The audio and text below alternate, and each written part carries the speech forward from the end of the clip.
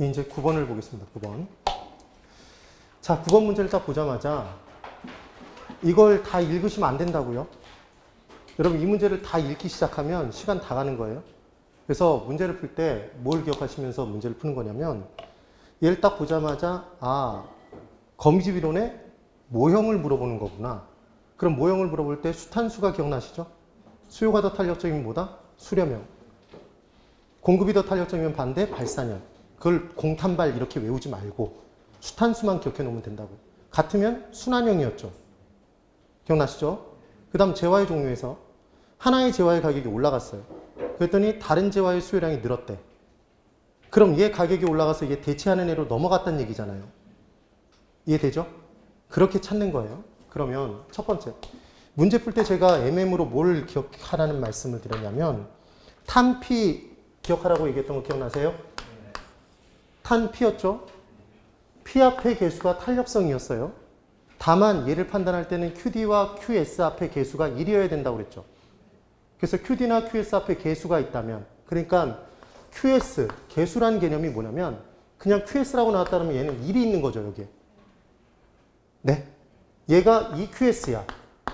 그럼 개수가 지금 2인 거죠. 그럼 이 상태에서는 탄피를 그냥 읽으면 안 되고 얘로 나눠주라고 그랬죠, 2로. 네. 그것만 안 헷갈리시면서 문제를 풀면 돼요. 그 다음 또 하나. 탄력성과 기울기는 역수관계였다고 말씀드렸던 거 기억나세요? 그래서 우리는 기울기의 크기가 얼마냐 그러면 걔를 기울기를 따로 구하려고 하지 말고 탄피만 구해서 그때 탄력성이 만약에 2가 나왔다. 그러면 기울기는 2분의 1이다? 맞아요? 네, 이렇게 문제를 푸는 거예요. 꼭 정리하셔야 됩니다. 그럼 바로 이 문제를 보자마자 이렇게 푼다고요, 여러분. 시간을 줄이기 위해서는 얘를 딱 보자마자 이걸 읽는 게 절대로 아니라고 그랬어요. A 부동산 상품 시장 A 3QD죠? 그럼 3으로 나눠주시는 거예요. 그럼 얘를 보자마자 여기다 3분의 1이라고 적는다고요. 그게 문제 푸는 요령이에요. 다시 얘는 4QS죠? 그럼 4로 나누는 거예요. 그럼 얘는 얼마예요? 4분의 1이죠? 그럼 3분의 1과 4분의 1 중에 뭐가 더 커요? 피자 한 판을 3조각 낸 게 4조각 낸 것보다 한 조각의 크기는 당연히 크단 말이에요. 맞죠? 그럼 얘를 딱 보자마자 무슨 형? 수렴형이네요. 맞죠? 그 다음 두 번째, 비부동산 상품 시장. 얘 딱 보고 칠판 이쪽 보세요. 얘 QD 앞에 1이죠? 그럼 얘 그냥 읽는 거예요? 2네요. 그 다음 3QS 3이죠? 3으로 나눠서 3으로 나누면 얘는 2죠? 같죠? 무슨 형? 순환형. 그러니까 지금 얘 지워졌죠, 이제?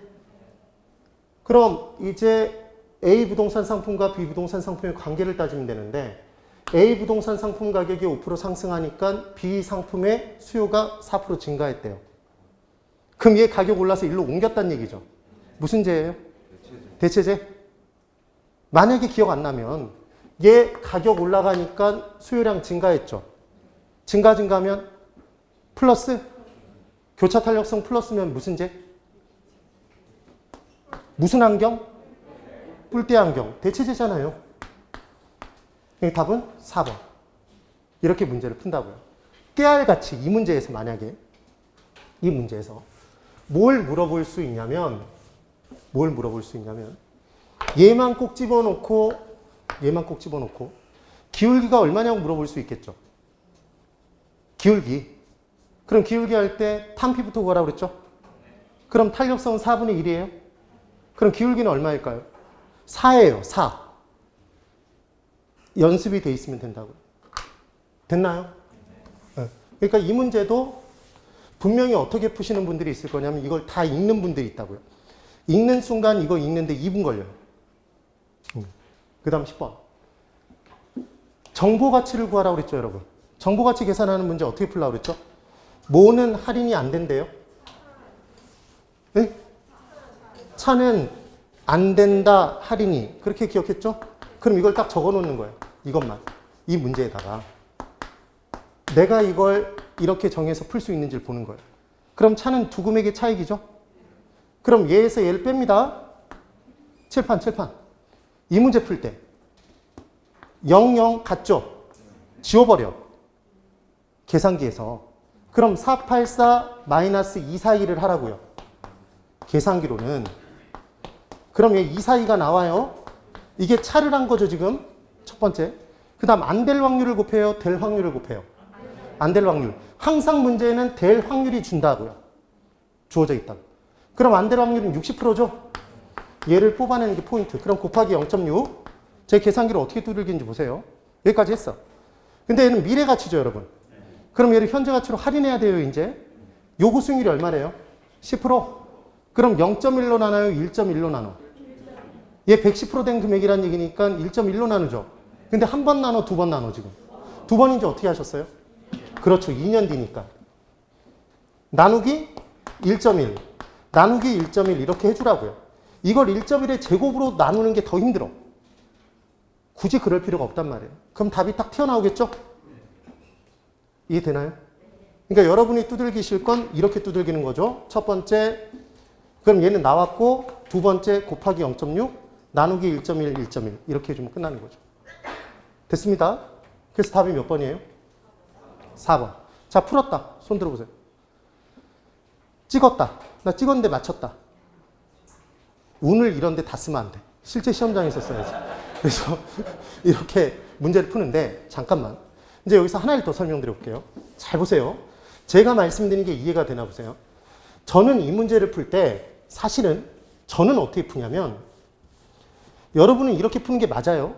저는 얘를 딱 보자마자 484, 121, 242, 1배, 2배, 1배. 121, 121이 보이죠? 저는 이걸 4라고 그냥 고친다고. 얘를 2라고 고쳐버리고. 할인을 그냥 해버린 거야. 네. 그럼 빼면 2억이죠. 예? 그럼 2에다가 0.6만 곱하면 1.2가 나오잖아요. 이해됐어요? 하나 더. 잘 보세요. 문제를 찍을 때 요령을 하나 설명드릴게요. 이 금액들은 커요, 작아요? 작죠? 지금 주어져 있는 보기 중에서. 얘들은 크잖아. 그럼 과연 작은 쪽에서 찍어야 될지 큰 쪽에서 찍어야 될지 궁금해요? 궁금하지 않아요? 안 궁금해요? 궁금하잖아요. 근데 생각해 보자고. 뭘 생각하시면 되냐면 개발될 가능성이 굉장히 높아요. 개발 확률이 만약에 얘가 90%래. 그럼 개발된다는 100% 개발된다는 정보를 알아도 이 정보의 경제적 가치는 클까요? 작을까요? 어차피 개발될 확률이 높잖아. 예? 그럼 이 정보를 가져봤자 내가 누릴 수 있는 경제적 이익이 별로 크지 않단 말이에요. 이해되죠? 그럼 얘가 개발될 확률이 10%야. 10%. 근데 내가 개발 정보를 알았대요. 확실히 개발이 돼, 얘는. 그럼 그 개발 정보의 경제적 가치는 커요, 작아요? 예? 크지? 개발 확률이 미비할 때 개발 정보를 가지면 경제적 이익을 난 많이 누리는 거고 어차피 개발될 가능성이 높은 애를 개발 정보를 가져봤자 개발 가치가 별로 없잖아요. 정보의 가치가. 네? 그럼 얘는 지금 개발될 가능성이 몇 프로예요? 50% 기준으로? 높아요? 낮아요? 개발될 가능성이 낮잖아. 그럼 얘 정보의 가치는 크겠죠? 큰 쪽에서 찍으라고. 만약에 모르겠으면. 근데 이렇게 하느니 아까 거를 외워서 풀겠다. 그죠? 예. 11번. 11번 계산 문제 허프의 확률 모델이 나오면 제가 무조건 뭐 하라고 그랬죠, 여러분? 허프의 확률 모델 나오면 무조건 크기 밑에다가 짝대기 짝 그으라고 그랬죠? 크게 비례니까.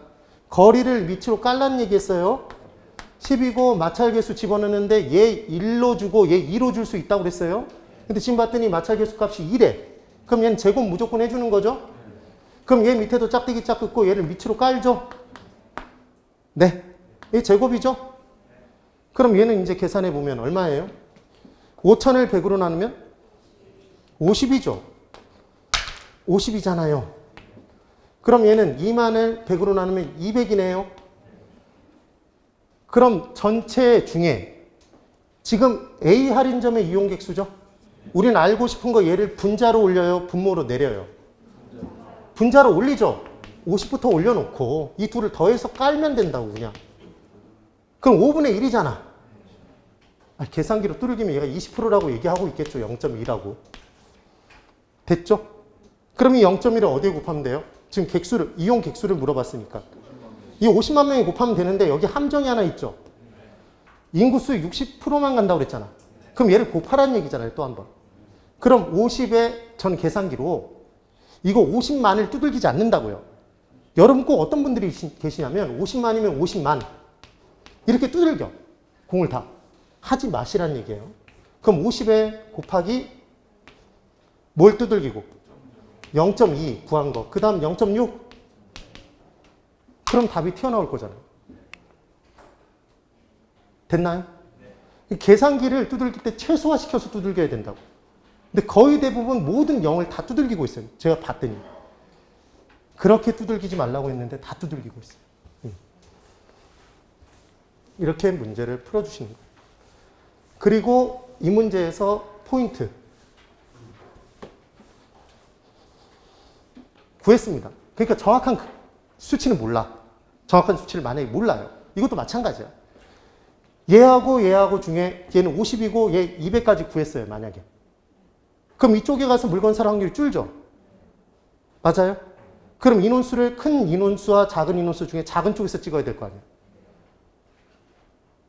이쪽에 찍으면 허당이라고요, 지금. 됐죠? 그리고 이게 A인지 B인지 꼭 확인하십시오. 문제에 B라고 줬는데 A를 구하시는 분들이 꼭 있어요. 함정을 그렇게 판단 말이에요. 그 다음 12번.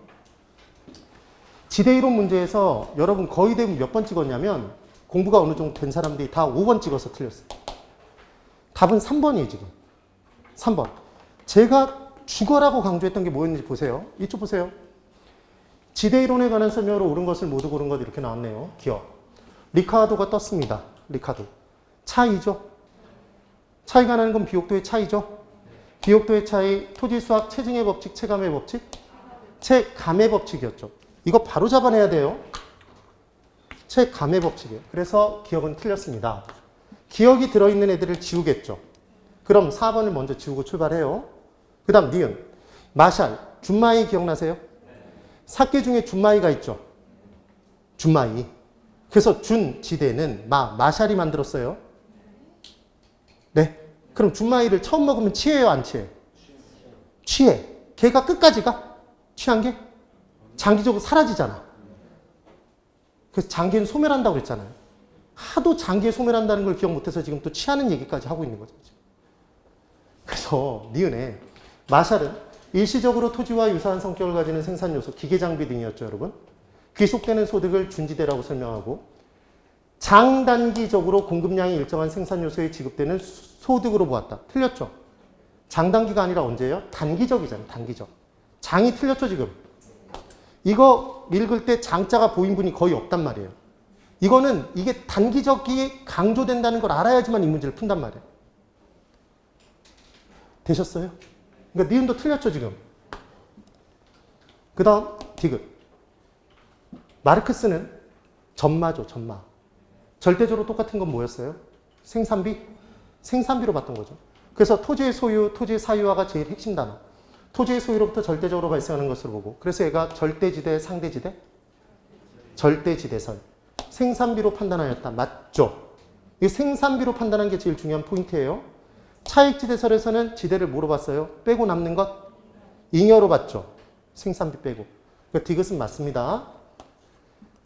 그 다음 리을. 피네는 도시로부터 거리에 따라 농작물의 재배 형태가 달라진다는 점에 차가 나요. 수송비의 차이가 위치별로 수송비 전략분만큼이 지대가 된다. 그래서 수송비가 달라지는 만큼 지대가 차이가 난다.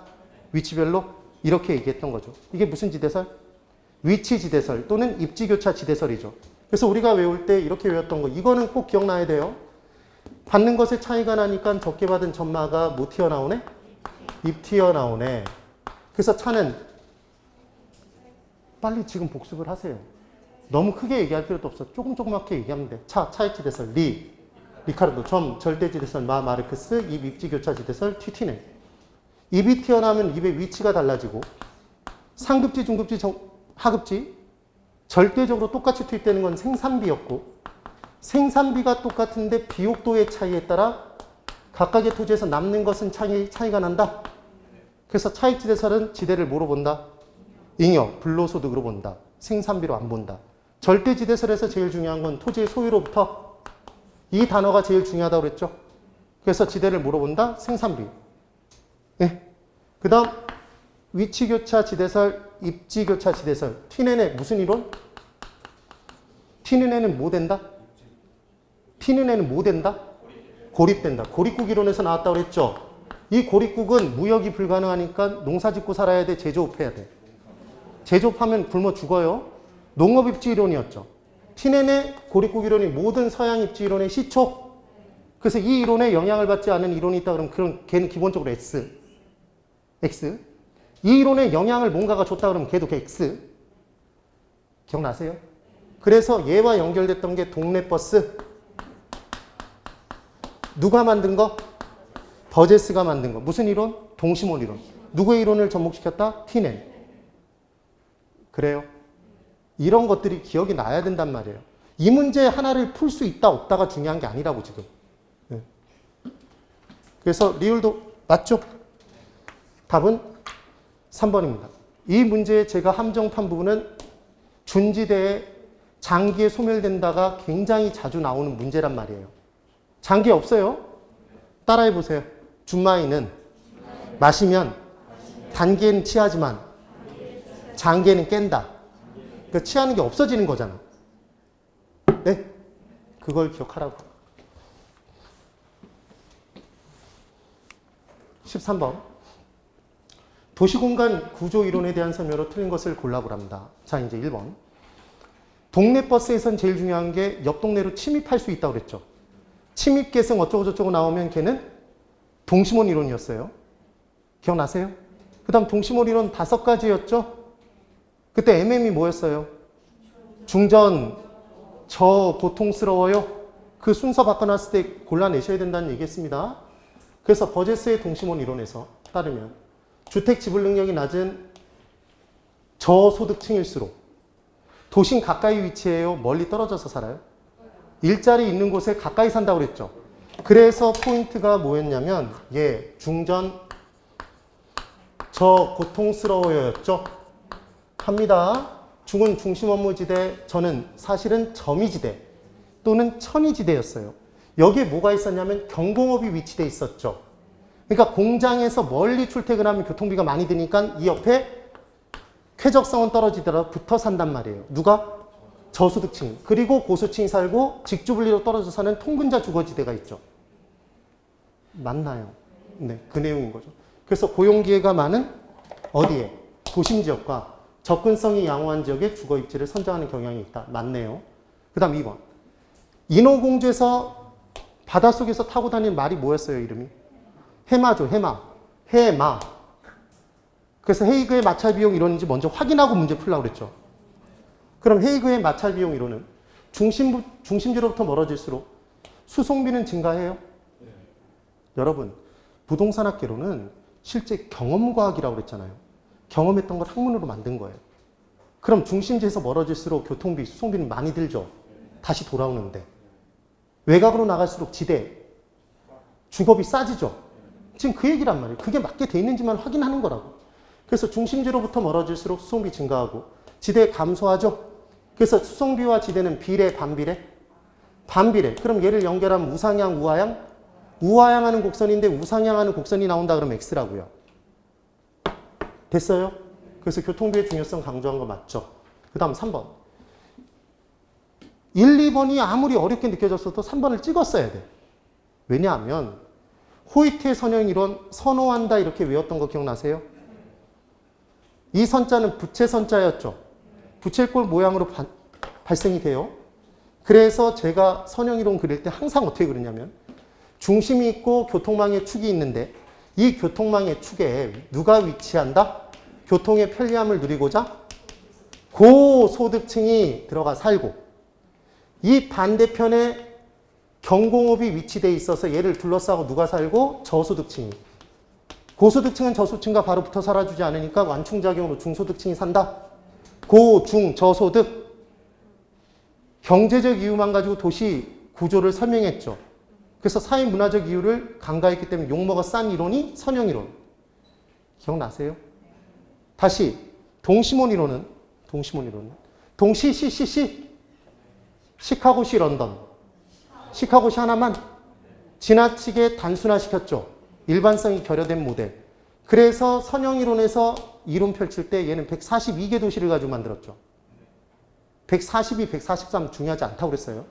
좀 더 많은 도시의 숫자가 연구의 대상이 됐다. 이것만 기억하면 되죠. 그래서 누가 들어가 사는 거예요? 교통망의 축에는 고소득층이죠. 고소득층. 근데 지금 뭐라고 얘기했어요? 저소득층. 3번이 다 바로 보였어야 돼. 얘는. 그 다음 4번. 해리스와 울만. 다 핵심 이론. 다 해해해. 해리스와 울만. 외울만 하죠? 이렇게 외우라고 그랬잖아. 리런. 런던을 중심으로 연구를 했죠. MM을 이렇게 써먹는 거라고. 실제 시험에서. 그래서 다핵심 이론에 의하면 도시는 하나의 중심이 아니라 여러 개의 전문화된 중심으로 이루어져 있다. 맞죠? 이게 다핵심 이론이잖아요. 그래서 그 다핵의 원인이 다핵심 이론에서는 동종업종의 직접이익 그리고 이종업종은 붙어있으면 이해관계가 상반되니까 흩어져서 다른 곳에 또 모이죠. 그게 이종업종의 이해상반, 이해관계가 상반된다. 또는 분산이익이었다. 분산이익. 이 표현이 똑같다는 걸 기억해 두시면 돼요. 이것들이 도시의 다핵화 요인으로 설명이 된다. 그 다음 업종별로 각 산업체, 주체별로 지가 지불 능력의 차이가 있죠. 그래서 1지역이 A 산업을 영위하기에 좀 더 유리한데 A-가 들어갔는데 경쟁을 통해 지가 지불 능력이 떨어지는 A 다른 애 몰린다고 그랬죠. 또 다른 곳에. 그래서 핵이 분화된다. 네. 한 산업을 영위하기에 좀 더 유리한 적이 있을 수 있다. 그래서 거기에 일단 몰리고 출발했던 거잖아요. 그 내용이 돼야 돼. 지금 문제풀이 어떻게 하는지 이해가 되세요? 여러분 이 문제 하나를 풀고 이 문제 답치기를 하면 답치기는 뭔지 아시죠? 이것만 외운다고 이것만. 이 지문만 외워서 이걸 공부하는 이유가 뭐가 있겠어요? 목적이 없단 말이에요. 그러니까 전체적으로 내용을 다 한 번씩 복습을 하란 말이에요. 전체 내용을 모의고사반에서 한 번씩 진행할 때마다 끝까지 다 본다라는 개념으로 공부를 하시라고요. 14번. 공공재에 대한 설명으로 틀린 것. 공공재는 시장 실패의 요인이었나요, 여러분? 네. 공공재를 그냥 시장에 맡겨놓으면 시장에서 적정량이 생산된다, 적게 생산된다? 적게. 공원 등대 등 누가 나서서 만들지 않는다고 그랬어요?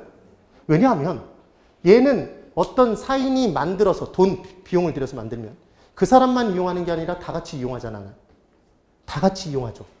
배제되지 않고 심지어 비용을 하나도 안 들인 사람도 올라타서 같이 쓴다. 무임승차자 문제가 발생하네요. 경합할 필요도 없죠. 그러니까 사회적으로 적게 생산돼요. 이제까지 이게 적정량이 생산된다, 과대 생산된다 이런 식으로 계속 함정 팠단 말이에요. 근데 여기를 틀리게 안 했죠, 제가 지금. 맞아요, 지금. 그래서 공공재는 일반적으로 정부가 세금, 공공의 기금으로 조성하는 경우가 많죠. 근데 우리가 예상 문제 풀 때 정부가 반드시 비용을 혼자만 부담한다 그러면 무조건 X였죠. 그 돈이 결국 누구한테 나온 거예요? 세금 거쳤다는 얘기는 국민들이 다 낸 거잖아요, 사실은. 그 다음 4번. 공공재는 외부 효과를 유발하는 경우도 있나요? 공원이 들어섰습니다. 무슨 외부 효과가 발생해요? 정의 외부 효과. 그래서 정의 외부 효과 내용과 거의 비슷하게 우리가 공공재를 공부했었죠. 근데 자, 이제 5번. 5번에 제가 뭘 낸 거냐면 공공재의 부족 문제를 해결하기 위한 정부의 정책은 정책의 기능이 둘로 쪼개져 있던 거 기억나세요? 둘로 어떻게 나눠져 있었죠, 여러분? 정치적 기능과 경제적 기능 이렇게 둘로 쪼개져 있었죠. 시장 정치예요, 시장 경제예요? 시장 경제죠. 그래서 시장 실패를 수정하기 위한 건 정책의 무슨 기능이다? 경제적 기능이었어요. 시장 실패의 요인들을 읊어볼게요, 여러분.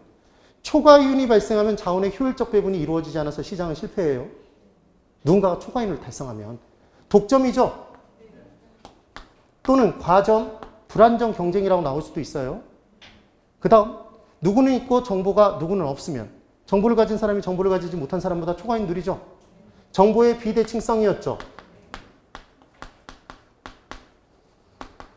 그리고 어떤 한 기업이 규모의 경제를 달성하면 그 기업은 대량 생산을 통한 비용 절감, 비용 증가. 비용 절감 효과에 따라 좀 더 싸게 팔 수 있으니까 결국은 독점 달성, 초과이윤, 시장은 실패한다.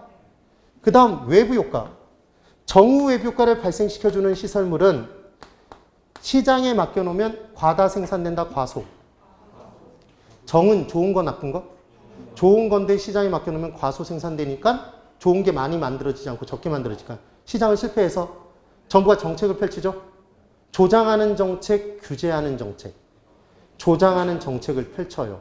그래서 정후 외부 효과도 시장 실패 요인 중에 하나인 거죠, 지금. 그럼 정후 외부 효과를 발생시켜주는 시설물은 내 집 앞마당에 들어서야 돼요? 제발 들어와야 돼요? 뒷마당에도 들어오면 안 돼요?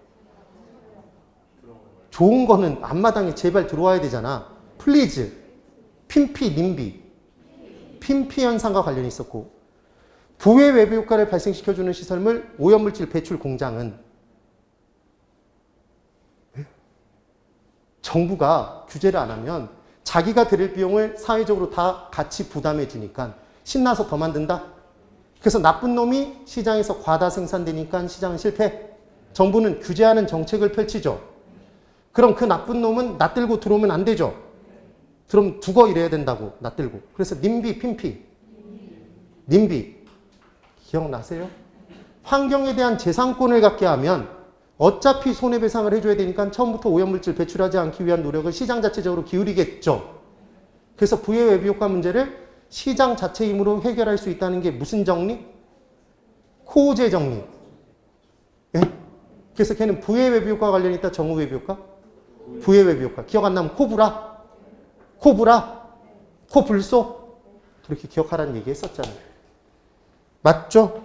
그 다음 공공재는 시장에 맡겨놓으면 과소 생산되니까 얘는 부족할 수밖에 없다고 그랬죠.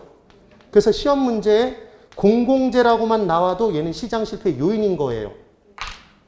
얘가 시장에 맡겨놨을 때 넘쳐나는 경우가 없으니까. 공공재는 곧 공공재 부족을 의미하니까. 그럼 칠판 있죠? 얘들이 다 뭐라고요? 시장 실패 요인이죠. 그럼 정부의 정책 중에 얘를 제거하는, 얘를 수정하는 정책을 펼쳤어. 그럼 무슨 기능이에요? 경제적 기능이잖아. 근데 지금 무슨 기능? 정치적 기능. 그래서 정치적 기능은 제가 사회적 목표 달성이었죠. 정치 사회에 그렇게 안 해도 되지만. 그래서 절대로 저소득층은 무슨 원리로 접근하면 안 된다? 시장 원리, 경제 원리로 접근하면 안 된다고 그랬습니다. 그래서 저소득층은 주택 수요, 소요. 주택 소요. 네. 그 다음 임대주택, 고가주택, 임대주택. 그런 내용들은 다 뭐로 들어가야 된다? 정치로 해결해 줘야 된다고 그랬죠. 정치적 기능. 지금 둘을 섞은 거예요, 지금 이 문제를. 그래서 이걸 못 찾아내신 분들이 많단 말이에요. 됐죠? 네. 꼭 정리를 해야 됩니다. 따라해 보세요. 시장경제. 다시 시장경제.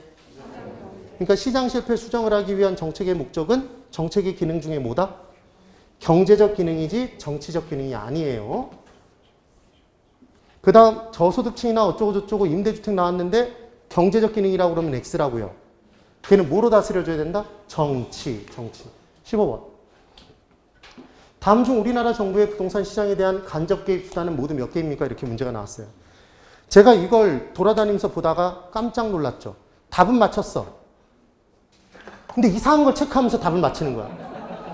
이게 모두 몇 개인가에 문제를 풀었을 때 정말 소 뒷걸음질 치다가 지 잡는 격이죠. 여기 보세요. 구분하는 방법이 있었죠. 직접적 개입은 수요자나 공급자의 역할을 하거나 직접 가격을 건들면 걔는 직접적 개입이었죠. 시장에 정부가. 예? 정부가 사거나 팔거나 가격 규제. 가격 규제의 대표 주자는 임대료 규제와 분양가 규제죠. 분양가 상한제. 됐어요? 그리고 간접적 개입은 돈과 관련돼 있는 것. 정보와 관련돼 있는 것. 정보는 돈이죠, 곧. 그것들은 간접적 개입이었습니다. 기억나요? 기억나죠? 그러면 토지이용 규제는 각종 규제 인허가제였습니다. 자, 풀게요. 지금 뭘 구하라고 그랬어요? 간접적 개입이죠. 그럼 이 문제를 딱 받아들이자마자 이렇게 푸는 거예요. 정보를 찾아다닌 거예요. 이제 돈과 정보를. 공공토지 비축, 얘가 토지은행 제도죠. 그럼 정부가 미리 사서 수요자, 팔죠, 공급자. 직접적 개입이죠? 일단 돈의 냄새가 안 나잖아. 그 다음 임대료 보조, 금. 돈이죠.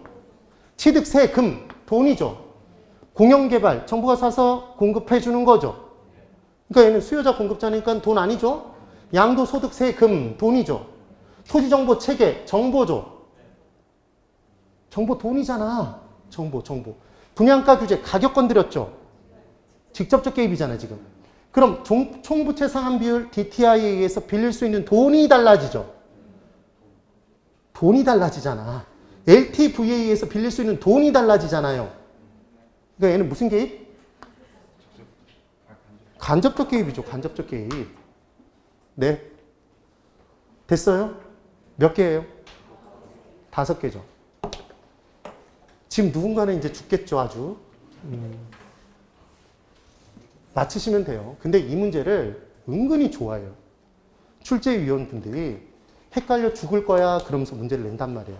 근데 이것도 디립다 쳐다봐야 돼요. 바로바로 지금 저처럼 체크하면서 넘어가면 돼요. 체크하면서 넘어갈 정도의 스피드가 있어야 된단 말이에요. 우리에게 생명은 스피드가 생명이에요. 알아도 늦게 풀면 떨어질 수밖에 없는 시험이란 말이에요. 16번. 우리나라 토지 관련 제도에 관한 설명으로 틀린 것. 이 문제를 틀렸으면 정말 반성문 써서 제출해야 돼요. 아무리 어렵게 보여도 3번을 찍었어야죠. 개발권 양도제는 현행, 시행이 돼요, 안 돼요?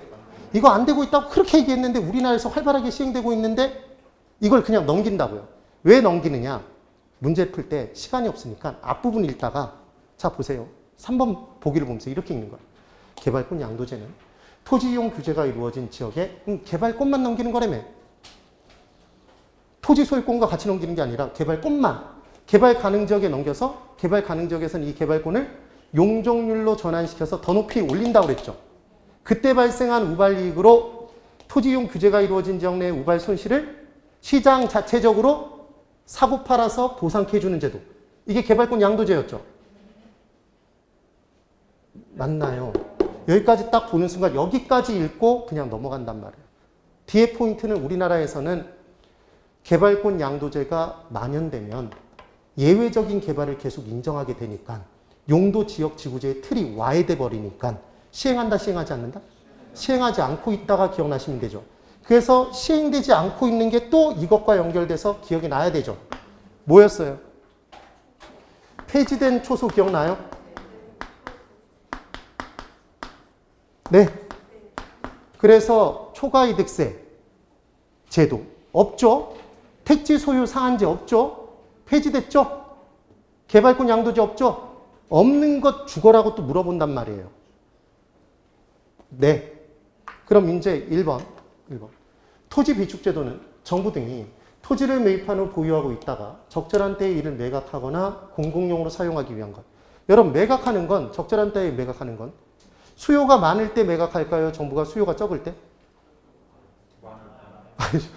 정부가 토지를 미리 비축해주고 있는 목적은 딱 두 가지라고 그랬죠. 수급조절용과 공공사업 진행용이었잖아요.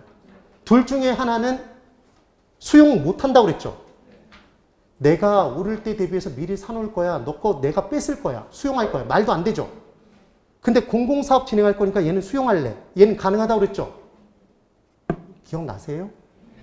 그러면 적절한 때에 이를 매각하거나 공공용으로 사용하기 위한 것. 그럼 매각하기 위한 거라는 건 수급 조절용이라는 얘기잖아요. 공공용 맞죠? LH공사가 현행 담당하고 있죠? 얘 지방자치단체가 담당하고 있다고 하면 X였죠? 그럼 이 LH공사, 한국토지주택공사는 본인이 가진 다른 토지들의 계정과 얘가 섞이면 돼요, 안 돼요? 안 돼서 별도 계정으로 보유하고 있다는 얘기했어요. 관리해요. 2번. 지구 단위 계획에서 제가 성적표의 단위가 요즘 바뀌었지만 예전엔 수미 양가였죠. 그래서 수리, 그 다음 미관, 그 다음 양. 얘가 나왔는지 보라고 그랬죠. 그리고 중요한 건 단위로 개발하면 전체를 개발하는 거예요? 일부 개발이야? 일부였죠. 이게 전체가 나오면 안 된다고 그랬죠. 이 정도를 공법 문제는 풀어줄 수 있어야 된다고 연습을 시켜드렸잖아요. 3번 받고 4번. 토지 선매 제도는 토지에 있어서 먼저 살 수 있는 권한을 부여하는 거죠. 그래서 내용이 뭐였냐면 시장구청장이 딱 봤더니 토지거래 계약 허가를 받아 취득을 했대요. 허가를 받아서 취득했어. 근데 그 목적으로 이용을 안 해. 그럼 첫 번째 이용해. 그랬더니 이용을 또 안 해. 그럼 너 그 토지 팔고 떠나. 이렇게 얘기를 해야 될 거잖아요. 그때 다른 놈이 들어와서 또 다른 사인이 원래 목적대로 이용하면 안 되니까 공공 목적으로 이용할 국가 등에게 먼저 우선 협상권을 주는 거죠. 먼저 살 수 있게 해. 그게 토지 선매제도. 그래서 취득한 토지를 그 이용 목적대로 이용하고 있지 아니한 토지에 대해서 선매자에게, 이 선매자가 국가 등인 거죠. 국가, 지방자치단체 등, 네, 각종 공사 등 우선적으로 협의 매수하게 할 수 있다. 협의 매수 동그라미. 이거 수용하는 거 아니죠? 수용한다고 시험 문제 나온 적 있죠. 그 다음 5번. 토지 적성평가. 적성이라는 단어가 나오면 우리 적성평가 언제 해요? 진로가 명확할 때, 명확하지 않을 때. 명확하지 않을 때. 개발해야 될지 보존해야 될지 명확하지 않을 때 하는 게 뭐다? 토지 적성평가. 맞나요? 그러니까 토지의 토양, 입지, 활용 가능성 등의 토지의 적성에 대한 내용이 포함되어 있어야 된다. 이렇게 나오겠죠. 됐습니다. 자, 따라해보세요. 단위는 수미 양이다. 단위는 일부다. 일부. 근데 실은 지구가 1지구, 2지구 이렇게 단위별로, 일부별로 개발을 하잖아요. 개념은. 기억을 해두시는 거예요.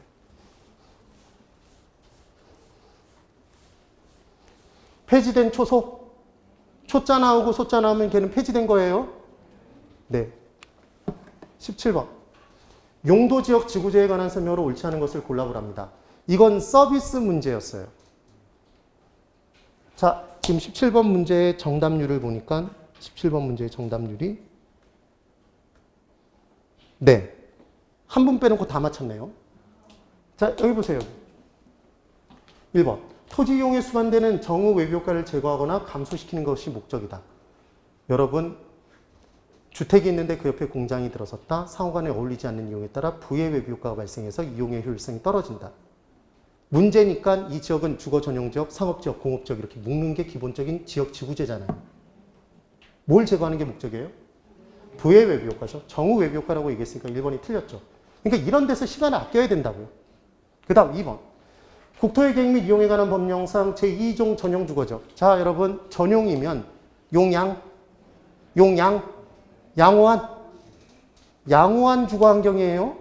2종은 둘이니까 단독이에요, 공동이에요? 둘이면 공동이죠. 1이면 단독이죠. 맞아요. 그러니까 공동주택 맞고 양호한 맞네요. 5. 그럼 만약에 얘가 제1종 연습해보죠.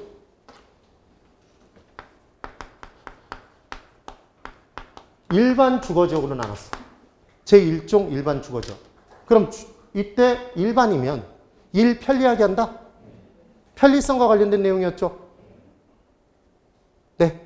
그 다음 1종이면 얘는 저층이에요? 중층이에요? 중고층이에요? 저층이죠. 그렇게 판단이 되면 되는 거죠. 그러니까 공법 문제 나오더라도 아예 다 무시하고 풀지 않는 게 아니라 풀어줄 수 있는 문제를 풀어주라고 제가 다 설명을 드렸던 거예요. 그 다음 3번. 사적 시장이 외부 효과에 대해 효율적인 해결책을 제시하지 못할 때 정부에 의해서 채택되는 부동산 정책의 한 수단이다. 맞죠? 그런데 잠깐만 이쪽 보세요. 질문. 아까 코오제 정리와 관련된 문제. 시장 실패 요인이 발생하면 시장 실패의 수정은 시장에 의해서는 불가능하므로 반드시 정부의 정책이 필요하다 그러면 O예요, X예요? X죠. 시장 자체로 해결하는 극명한 예가 코오제 정리였죠. 기억 꼭 해두세요. 그 다음 4번. 용도지역 도관 농자는 중복 지정 가능해요, 불가능해요? 도관 농자는 중복 지정 안 된다고 그랬죠. 하나의 대지에. 네. 그런데 얘는 학교여서 중복 지정 안 된다고 그랬잖아요. 용도지구는 학원이었죠. 얘는 중복 지정 가능해요? 네. 이 내용. 가능해야죠. 그때 용도지역에 용도지구를 중첩시킬 수는 있어요. 위에 올려가 붙이는 건 중첩이었죠. 그 내용이에요. 그 다음 5번. 국토의 계획 및 이용에 관한 법령상 국토는 토지 이용 실태 및 특성 등을 고려하여 도관 농자로 같은 용도지역으로 구분한다. 맞죠? 이 부분의 기출문제. 자, 이게 핵심이었어요. 도시지역 중 무엇은 자연환경 보전지역이다. 아, 지금 무슨 얘기를 한 거냐. 도시지역 중에서 땡땡땡땡땡땡땡땡 무엇은 자연환경 보전지역이라고 한다. O다 X다. X. 그럼 얘는 중복 지정됐다는 얘기잖아요. 도시지역이면 얘들이 될 수가 없다고요. 됐나요? 네. 그걸 꼭 기억을 해야 돼요. 제발 좀 맞춰야 될 텐데. 진짜 어떻게 좀 머리를 열어서 집어넣어 줄 수도 없고. 안다고 웃으면서 얘기해놓고 문제 풀 때는 딴 거 찍고. 18번. 부동산 관련 조세 중 국세, 보유세, 유형에 모두 해당하는 걸 이렇게 나왔죠. 그러면 보유세 부분에 재산세와 종부세가 있었어요. 종합부동산세. 그 중에 금액이 더 큰 게 뭐라고 그랬죠, 일반적으로? 종부세가 더 금액이 크다고 그랬죠. 금액이 큰 건 누가 먹어요? 국가가 먹어. 그게 국세라고. 됐나요? 취득세, 등록세와 양도소득세 중에 덩어리가 더 큰 건 뭐예요? 금액이 양도소득세가 더 크다고. 그러니까 걔는 국세라고. 되셨죠? 그때 똘마니 뭐가 붙는지 기억하셔야 돼요. 취득 단계에 취득하고 등록해야 되니까 등록 면허세 내죠. 그럼 취득은 농지를 취득하죠. 그렇게 외우라고 그랬잖아. 그래서 둘이 다 붙는다고 그랬죠. 농어촌 투표세와 지방교육세가. 근데 보유 단계에 재산세와 종부세에는 여기 보고 대답해 보세요. 재산세와 종부세에는 지방교육세와 농어촌 투표세가 둘 다 붙는 게 아니라 하나씩만 붙죠. 그럼 얘는 재산세에는 지방교육세가 붙어요? 농어촌 투표세가 붙어? 보이잖아, 지가. 아, 이 지가 안 보여요, 지가? 지방교육세가 붙는다고. 그럼 얘는 옹옹 농어촌 특별세가 붙는다고요. 양도소득세에 뭐가 붙어요? 농양 이렇게 기억하라고 그랬잖아. 네, 뒤집어 보면 비슷하다고. 그래서 얘는 농어촌 특별세가 붙었죠. 이런 내용이 기억나시면 돼요. 답은 몇 번? 3번. 이걸 취득세를 찍거나 양도소득세를 찍으면 취득 당시에 내는 게 취득세고 양도시에 내는 게 양도소득세인데 얘를 찍은 나는 과연 19번. 부동산 투자에 따른 1년간 자기 자본 수익률을 구해보랍니다. 이 문제 딱 풀 때 이거 나오면 무조건 풀라고 그랬어요? 찍으라고 그랬어요? 찍으라고 그랬어요? 풀라고 그랬죠? 지분 수익률 계산 양반가에서 아들이 자신을 부모님에게 낮춰 부르는 말이 뭐다? 소자. 그래서 소자 뭘 내고 이자를 내고 어디로? 집으로 돌아오겠습니다.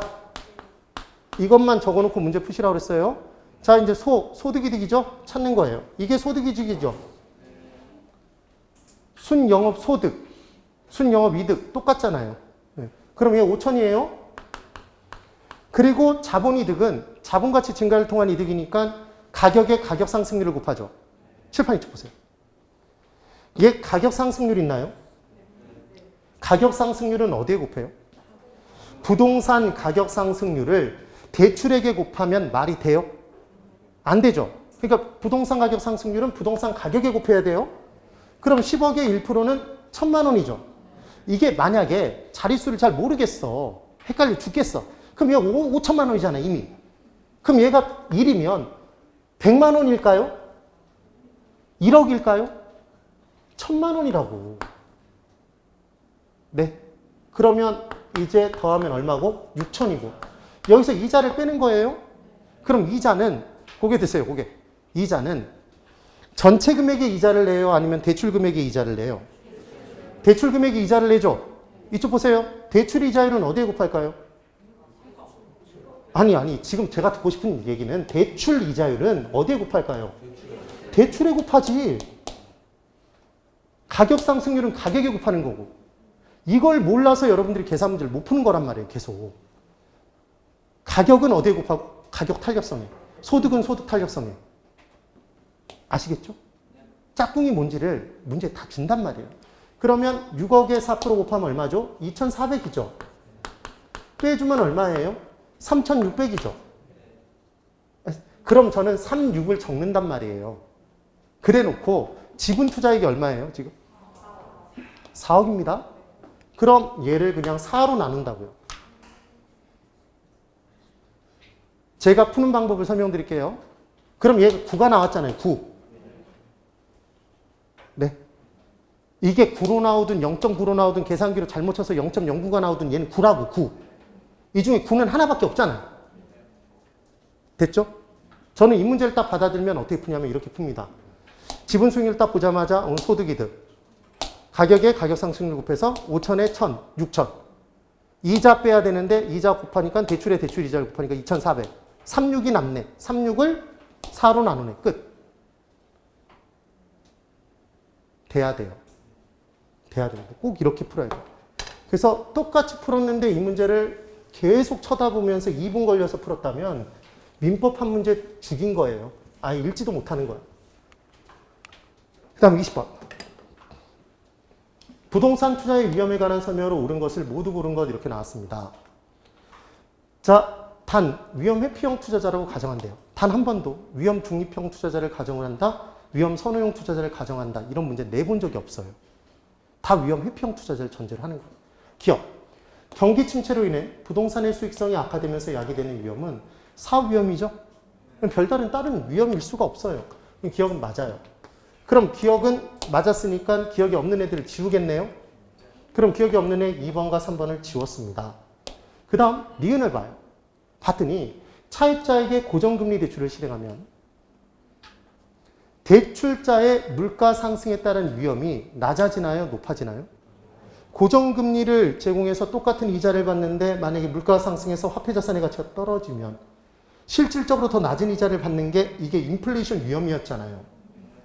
그러니까 대출자 입장에서 변동금리를 더 선호하는 이유는 떠넘기기 위해서다. 그러니까 지금 고정금리를 하면 위험은 높아지겠네요. 그래서 니은은 X예요. 니은이 들어있는 걸 지워버려야 되죠. 봤더니 4번이 또 들어있네요. 지워버렸던 거죠. 그 다음 디귿. 효율적 프론티어, 효율적 전선은 동일한 위험에서 수익이 가장 높은 포트폴리오들. 그래서 동일한 위험에서 수익이 더 낮은 애들, 똘마니들을 지배하는 대장들이었죠. 그런가요? 그래서 효율적 전선을 만들 때까지는 지배 원리가 사용되는 거죠. 지배하는 애들, 대장들만 모았으니까.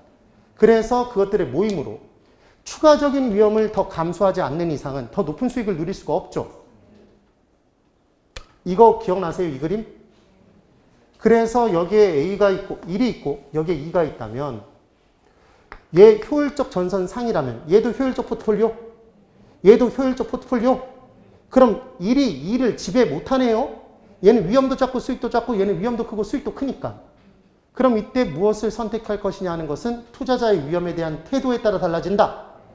위험에 대한 태도를 나타내는 곡선이 무슨 곡선? 무차별 곡선. 그래서 그 무차별 곡선과 효율적 전선이 만나는 점, 교차하는 점, 접하는 점? 접하는 점. 우리 어떻게 외웠다? 무, 효, 접. 이렇게 외웠죠? 그래요, 안 그래요? 그렇죠. 그러면 제가 그리는 게 이제 맞는지 보세요. A라는 투자자가 있는데 A의 무차별 곡선은 이래요. B는 이와 같은 모양이에요. 제가 그린 이 그림 맞아요? 틀려요? 틀렸죠? 왜 틀려요? 얘 볼록하죠? 그럼 얘는 대가를 많이 먹었다는 얘기잖아. 그럼 위험에 대한 대가를 많이 요구하는 사람은 위험을 싫어하는 사람, 좋아하는 사람? 동일한 위험에 대해서 대가를 많이 요구하는 사람은 위험을 싫어하니까 대가를 많이 요구한 거죠. 그러니까 얘는 보수적인 투자자, 공격적인 투자자.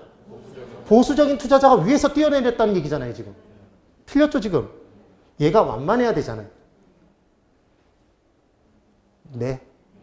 그래서 문제에서 제가 전에 뭐라고 설명을 드렸냐면 번지점프를 할 때, 똑같은 번지점프를 할 때 번지점프 위험을 싫어하는 사람은 대가를 많이 줘야 뛰어내린다. 네? 근데 그 번지점프를 좋아하는 사람은 100원만 줘도 뛰어내린다? 지 돈 내고서라도 뛰어내리니까. 그래서 공격적인 투자자는 위험을 덜 싫어하니까 위험에 대한 대가를 더 많이 조금? 조금만 요구. 그럼 조금 먹으니까 배가 볼록 완만. 완만. 무차별 곡선의 모양이 완만한 거죠. 경사가 완만하다. 되셨나요? 그래서 지금 디귿 맞죠? 리을. 개별 부동산의 특성으로 인한 체계적 위험. 이미 틀렸죠? 개별 부동산 하나에만 영향을 끼치는 위험은 비체계적 위험이죠. B는 우산 쓰면 피할 수 있다? 근데 체계적 위험은 포트폴리오 통해서 제거 못하죠. 이걸 몰랐어도 체계적 위험을 포트폴리오를 통해서 제거할 수 있다면 무조건 X잖아요. 시장 전체 모든 부동산에 영향을 끼치는 위험이 뭐였어요? 그게 시장 위험이죠. 경기 침체, 이자율 상승, 물가 상승 등. 그럼 그 안에서 아무리 포트폴리오 분산 투자 구성해봤자 하나도 못 피한다? 그게 체계적 위험이었죠. 그래서 분산 투자를 통해 하나도 못 피했던 거예요. 따라해 보세요. B는 우산을 쓰면 피할 수 있다. 네? B는 피할 수 있는 거예요. 다시 칠판. 총위험은 체계적 위험과 비체계적 위험의 합이죠. 포트폴리오의 구성자산 수를 늘리면 늘릴수록 총 위험이 줄어든다. OX. 5. 다시 포트폴리오의 구성자산 수를 늘리면 비체계적 위험을 줄일 수 있다. 5. 그러니까 얘가 주니까 구성자산 수를 늘리면 총 위험이 줄죠. 근데 끊임없이 준다 그러면 X네. 총 위험은 뭐 밑으로는 내려가지 않는다? 체계적 위험 밑으로는 내려가지 않죠. 그래서 비체계적 위험이 0이 돼버리면 얘를 다 제거해버리면 무엇과 무엇이 같아진다? 체계적 위험과 총 위험이 같아진다? 그때 구성자산들 간의 상관계수는 높을수록 좋다, 낮을수록 같은 방향 움직일수록 좋다, 반대 방향. 반대 방향으로 발생해야 평균적 수익이 발생하죠. 그래서 마이너스 1이 좋아요, 플러스 1이 좋아요? 마이너스 1이 좋았죠. 돼야 됩니다. 그 답은 지금 1번이죠. 1번. 됐나요? 네, 21번. 부동산 투자의 기대 수익률과 위험에 관한 설명으로 옳지 않은 것을 골라보랍니다. 단, 위험 회피형 투자자를 전제로 한대요. 1번. 부동산 투자안이 채택되기 위해서는 기대되는 수익률이 투자자가 최소한도로 요구하는 수익률보다 커야 되는 거죠? 맞아요. 다시 질문, 이쪽. 수익률 3가지 공부했습니다. 기대 수익률, 요구 수익률, 실현 수익률 3가지 공부했어요, 우리는. 그때 뭐는 절대로 사용하지 않는다. 실현 수익률은 우리에게 실현이다. 실현이라는 단어가 나오면 무조건 X. 그런데 또 문제에 그렇게 나올 리는 없지만 실현 수익률은 사용하지 않는다 그랬는데 실현 수익률이 나왔다고 그랬다고 X 치면 안 돼요. 무슨 얘기인지 알죠, 지금? 실현 수익률은 투자가 다 끝난 다음에 실현된 수익률이니까 사후적으로. 투자 결정의 시점에는 없잖아요. 그러니까 사용할 수 없다고요. 우리는 기대되는 게 커야 투자하죠. 2번. 평균 분산 지배 원리에 따르면 A 투자안과 B 투자안의 기대 수익률이 같대요. 수익이 같아요. 그때 A 투자안보다 B 투자안의 기대 수익률의 편차가 더 크답니다. 그럼 B가 더 위험이 큰 거잖아요. 편차가 위험이니까. 그럼 동일 수익에서 위험이 큰 게 지배예요? 아니죠. 그러니까 B를 선호해요? A를 선호해요? A잖아, A. 그래서 2번을 딱 찍어버렸어야 된다고요, 얘는. 3번, 잘 보세요. 공격적인 투자자일수록 위험과 기대 수익률의 관계를 나타낸 투자자의 무차별 곡선의 기울기는 칠판 이쪽. 공격적 투자자는 위험을 덜 싫어한다. 덜. 그러니까 위험을 덜 싫어하니까 대가를 더 조금만 요구한다. 적게 먹었다. 완만하다. 그럼 얘가 만약에 보수적 투자자면 보수적일수록 위험을 더 많이 싫어하니까 위험에 대한 대가를 더 많이 요구. 자, 해보세요. 더 많이 먹으면 볼록해져, 완만해져? 볼록. 모양 볼록해지잖아. 원래 진짜 그 모양이라고요. 그렇게 나온 거야. 그럼 얘는 이렇게 가다가 뚝 떨어지잖아. 그러니까 경사가 급해, 완만해? 경사가 급하다. 볼록한 게 경사가 급한 거란 말이에요. 4번. 투자 위험이 커질수록 요구하는 수익률 커지죠? 정의 상관관계죠. 5번. 무위험률이 커지면 시간에 대한 대가가 커지면 요구 수익률 커지죠? 자, 요구 수익률은 시간에 대한 대가 무엇에? 무위험률에 위험에 대한 대가 뭘 구해서 위험할증률을 더해서 구한다. 예상된 물가 상승률이 있으면 얘를 더한다. 피셔 효과. 그럼 무위험률이 커지면 요구 수익이 내려간다 그러면 X네요. 그런 시험 문제가 한 3번 나왔었단 말이에요. 얘 올라가면 얘 올라가죠. 위험할증률 올라가도 얘 올라가죠. 얘들의 구성 요소니까 지금 그 얘기가 됩니다. 그 다음 22번. 22번 문제 이제 풀었어야 돼. 진짜 정말 맞췄어야 돼. 화폐의 시간가치 계수 총 몇 개예요, 여러분? 6개죠. 화폐의 시간가치 계수 총 6개였어요. 네. 현재 가치와 미래 가치 계수 각각 3개씩이죠. 일시불은 각각 하나씩이고 둘은 역수. 연금들은 각각 2개씩 있는데 지들끼리 역수지. 절대로 현재 가치, 미래 가치가 역수가 아니었어요. 그래서 죽음의 T였죠. 그래서 이 부분에서 뭐가 기억이 나야 되냐면 이게 기억나야 되는 거죠. 죽음의 T. 그래서 하나, 둘, 셋, 넷, 다섯, 여섯. 예, 번호를 해보면 1번, 2번, 3번, 4번, 5번, 6번. 저한테 공부하신 분들은 이게 1번, 2번, 3번, 4번, 5번, 6번이 뭐였는지 기억나야 돼요. 별걸 다 물어보죠. 1번이 뭐였어요? 일시불의 현재가치 계수. 2번. 일시불의 내가계수, 미래가치 계수였어요. 이 둘은 역수인가요? 역수입니다. 그렇죠. 그럼 3번은 뭐였어요? 연금의 현재가치 계수. 5번은 저당상수. 미음이 없는 애는 연금 관련된 현재가치 계수. 미음이 있는 감치기금 계수, 상환기금 계수는 지금 뭐 하고 있는지 아시죠? 미음이 있는 애들은 현재가치예요, 미래가치? 미래가치. 연금의 미래가치 계수의 역수였죠. 이게 6번. 얘 4번이 연금의 미래가치 계수? 맞아요. 그래서 이때 이 빨간 애는 절대로 못 넘어간다고 그랬죠. 죽음의 T였습니다, 얘가. 그래서 각각이 역수였어요. 그때 또 하나, 세모와 관계 있는 수를 곱하면 뭐가 나와요? 세모가 나온다고 그랬죠. 세모를 계산하기 위해서 사용하는 건 무슨 계수?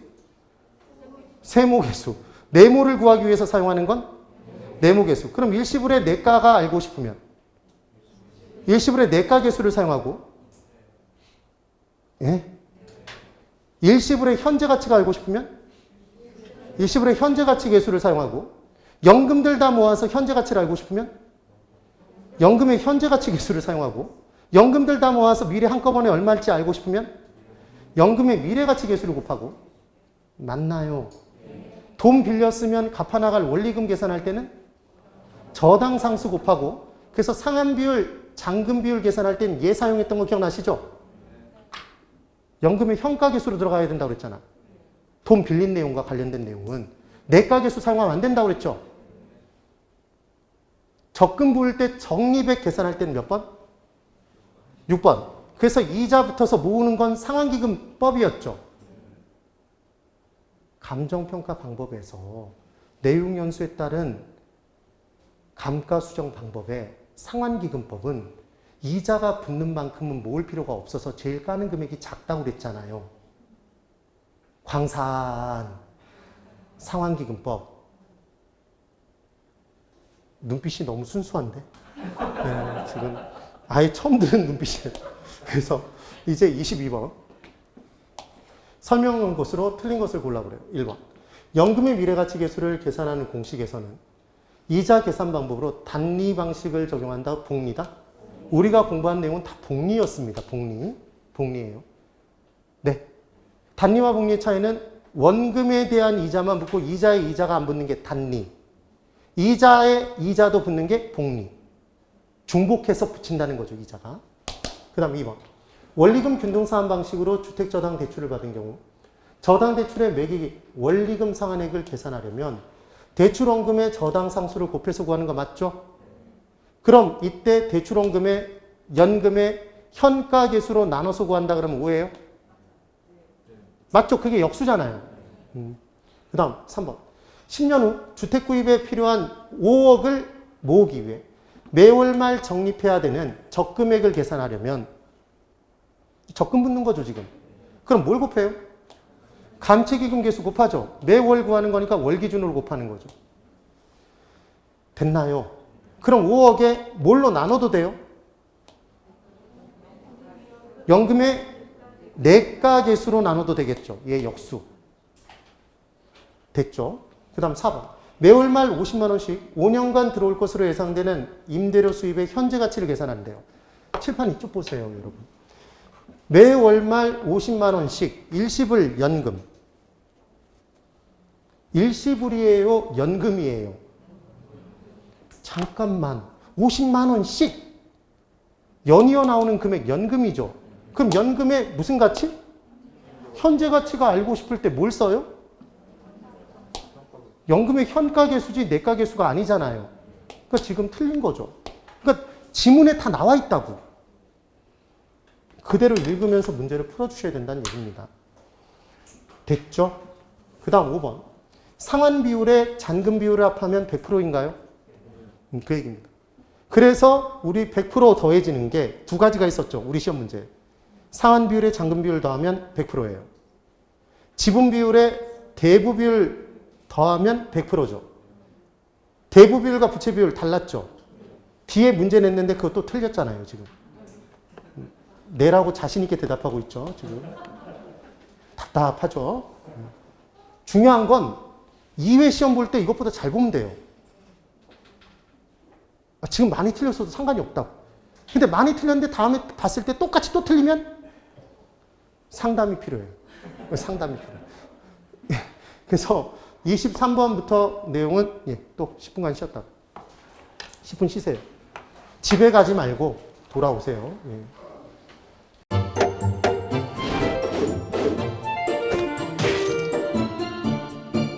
안녕하세요. 공인중개사 민법을 강의하고 있는 양민입니다. 자, 제가 준비한 거는 공인중개사 자료를 쉽게 다운받는 꿀팁을 준비해 보았습니다. 자, 공인중개사를 공부하다 보면 방대한 양의 자료를 접하게 됩니다. 하지만 그것을 일일이 다 출력을 하시거나 보관을 하는 데는 불편함이 따르죠. 이를 해소하기 위해서 핸드폰을 쉽게 활용할 수 있는 꿀팁을 준비했습니다. 네이버 밴드라는 어플을 통해 필요한 자료들을 보거나 다운받을 수 있습니다. 이 네이버 밴드를 활용하는 방법을 하나씩 알려드리도록 하겠습니다. 1단계, 네이버 밴드라는 어플을 다운받습니다. 가장 먼저 안드로이드 버전은 플레이 스토어를 클릭하시면 되겠습니다. 아이폰은 앱스토어에서 하시면 됩니다. 그 다음 검색창에 네이버 밴드를 검색하시고 다운 혹은 설치를 클릭하시면 되겠습니다. 이렇게요. 2단계, 밴드 어플에서 공수모를 검색해 주시면 되십니다. 밴드 어플을 누르시면 위쪽 상단에 보시는 것처럼 돋보기 모양의 아이콘이 보입니다. 이 돋보기 부분을 클릭하시게 되면 맨 위쪽에 하얀 공백의 검색창이 생기는데요.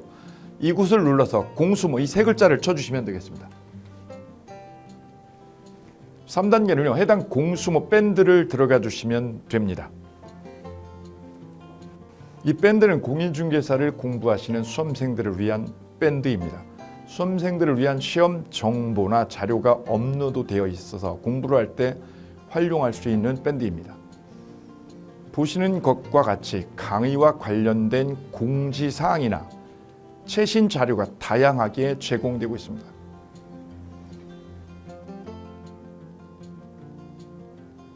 4단계, 또 다른 꿀팁 모바일 일일학습법에 대해서 소개드릴까 합니다. 이제 핸드폰으로 짬 시간을 활용하셔서 공부하는 학습법을 알려드리도록 하겠습니다. 자료 페이지에서 뒤로 가기를 누르시면 처음 보셨던 페이지가 뜹니다. 여기서 내려가 보세요. 모바일 일일학습이란 코너가 보입니다. 이 부분을 누르게 되면요. 매일 한 개씩 핵심 부분이라고 할 수 있는 문제가 업로드되어 있고요. 더 아래로 쭉 내려가시면 정답과 해설 부분을 볼 수가 있습니다. 맨 아랫부분을 보시면 이렇게 댓글 쓰기도 남길 수 있으시죠. 스마일 부분을 눌러 좋아요로 표시할 수도 있습니다. 짬을 내어 스스로 학습한 뒤 모르는 부분을 질문할 수도 있고 하루 동안 공부했던 것을 정리하시거나 공부한 소감을 적어 놓으실 수도 있습니다.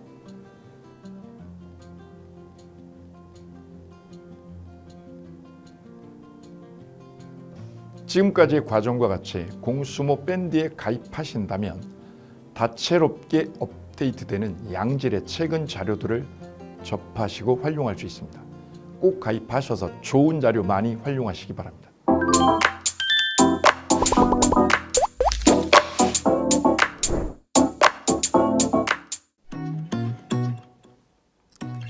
자, 안녕하십니까. 자, 이번에는 부동산 실무, 일반인들이 어떤 도움을 받기 위한 관련된 밴드에 대해서 소개를 시켜드릴 건데요.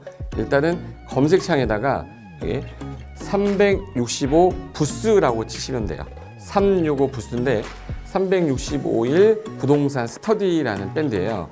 네이버 밴드인데 365 부동산 스터디라는 밴드 일단 클릭하시면 현재는 이제 4만 명 정도 되는 밴드인데요. 우리가 일반인들이 어떤 부동산 정보를 습득하는 데 있어서 이 정보를 얻기가 되게 쉽지가 않습니다. 내가 어딘가를 찾아본다고 해서 잘 찾을 수 있는 것도 아니고, 어떤 전문가들이 하는 말들이 이 친밀성이 있는 건지 아닌지에 대해서도 우리가 잘 믿을 수가 없는 거기 때문에 그런 정보를 그래도 좀 손쉽게 찾아볼 수 있게끔 저희 이제 이 밴드에 구성된 전문가들이 정보를 좀 제공해 주는 거기 때문에 아마 유용하게 활용할 수 있을 거고요. 내가 부동산 중에 토지를 좀 알고 싶다, 또는 상가를 좀 알고 싶다, 또는 나는 내 집 마련을 위해서 청약이 좀 궁금하다. 근데 그게 솔직히 어디 가서 물어보거나 어떤 정보를 찾기 쉽지 않아서 그것 때문에 만들어진 밴드라고 보시면 돼요. 그래서 365일 내내 부동산을 어떤 공부한다는 취지로 밴드에 들어오셔서 질의응답도 하시고 궁금한 사항에 대해서 예를 들어 문의를 하시면 저희가 관련된 정보를 또 제공해주는 그런 밴드라고 보시면 되겠습니다. 어떤 밴드냐면 한번 보시면은 지금 현재는 공지사항이 제일 먼저 나올 건데요. 이 공지사항은 기존에 있던 오프라인이 어떤 강좌가 있으면 그 강좌에 관련된 거 세미나라든지 그래서 평소에 이제 우리가 이제 접하지 못했던 강의들 있죠. 이렇게 진행이 된다라는 거 공지를 좀 하는 그런 내용들이고요. 하나 좀 더 올리면 자, 이제 우리 교수님이에요. 교수님 중에 상가 교수님이 최근에 예를 들어서 법이 바뀌었어요.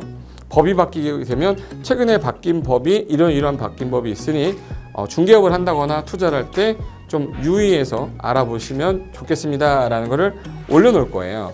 기존에 올려놓은 자료가 있으면 또 찾아보시면 되는 거니까 이렇게 해서 계속 밴드에서 소식을 받으시면 실전에 굉장히 도움을 많이 받을 거라고 예상합니다. 부동산 관련된 내용 중에서 하나 더 보시면 이제 랜드프로에서 직접 우리 프로그램 만들고 있어요. 그래서 부동산 까발리기, 부동산 부티크 이런 팁이 관련돼서 부동산 팁 있죠. 예를 들어서 청약을 받아야 되냐 말아야 되냐, 지금 강남권 아파트를 투자해야 되냐 말아야 되냐, 이런 정보를 쉽게 여러분들이 접하지 못하기 때문에 그런 관련된 것들을 시대에 맞게 흐름에 맞게 부동산 시장이 이제 요동치면 내가 지금 집을 팔아야 되냐 사야 되냐 그런 것들에 대해서 신속하게 정보를 들을 수 있는 밴드니까 시간이 나실 때마다 자주 들어오시고 저도 자주 들어와서 좋은 정보 남겨드릴 테니까 자주 들어오시기 바랍니다. 저는 부동산 공법하고 부동산 토지 투자를 강의하는 고상철이었습니다. 자주 밴드에서 뵙도록 하겠습니다. 자, 수고하셨습니다.